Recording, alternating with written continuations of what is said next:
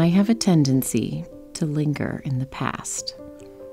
I can lose hours walking through memories and recollecting sweet moments with my children when they were younger, or my own childhood experiences of joy and wonder.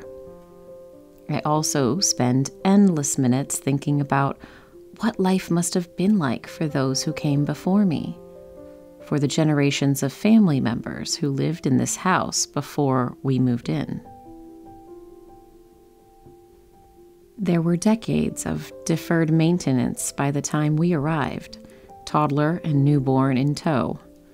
There were layers and layers of wallpaper and linoleum to scrape up, rusty plumbing to replace.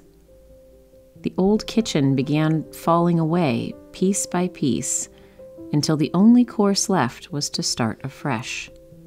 The painstaking work of reconstructing a kitchen that both honors the past and serves a modern-day family with ease and efficiency is not for the faint-hearted. It's been an adjustment, living in a construction zone for months. I have felt blocked from my usual grounding tools, cooking, baking bread, creating glimpses of my life to share with others.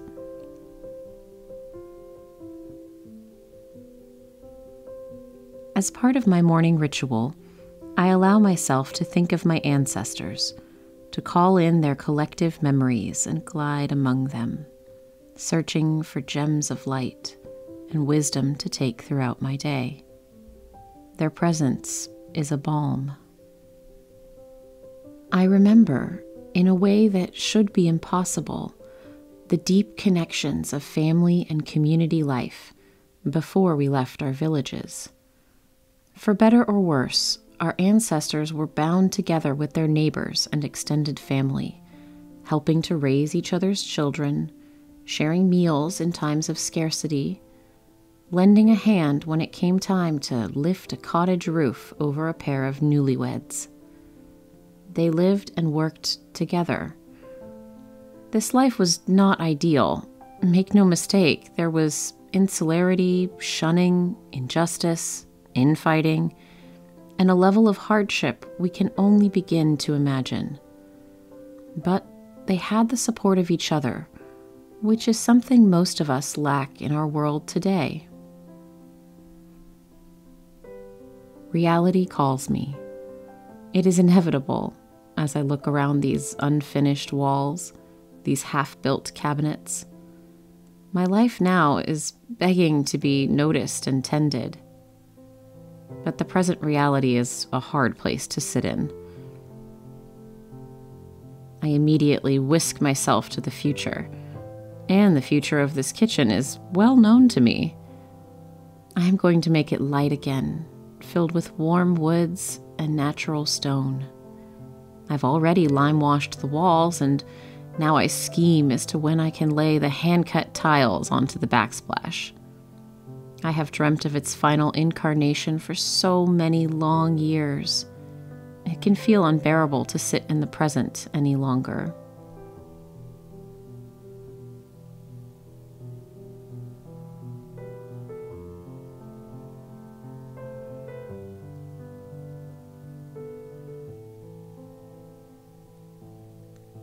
My daydreams slide from the kitchen and back into the collective.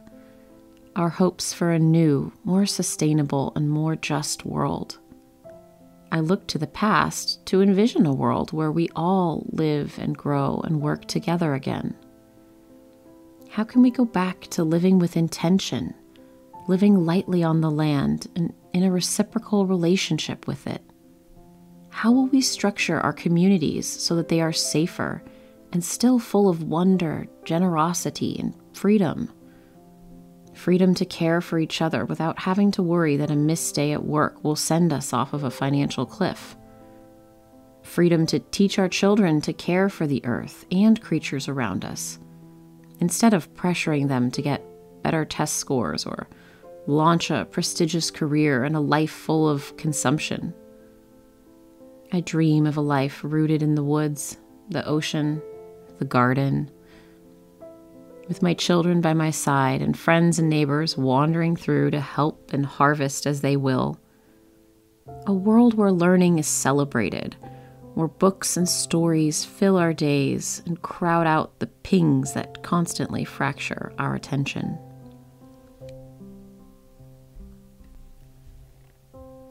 My dreams and musings spin out, and my coffee has chilled in my cup. I am again, gently but firmly, brought back into the present. The rhythm of daily life cannot be paused just because my kitchen isn't finished yet. The children still need to be fed. The dishes still call to be washed. The dogs still need tending. My soul still seeks grounding. I pause. I breathe. I give thanks. I notice.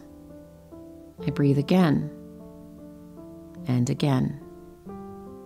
And there goes my mind back to the past or the future where it feels safer.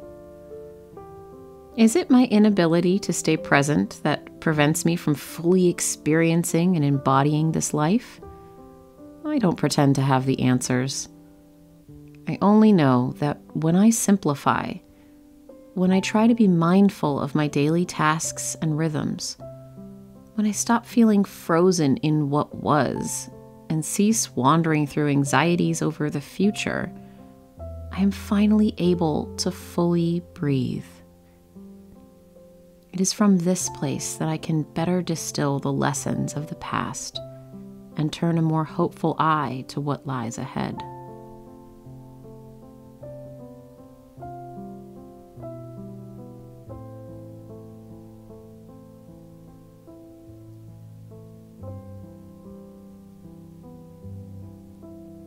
I am back in the kitchen, this place that holds so many hopes and dreams and memories, and continue my work.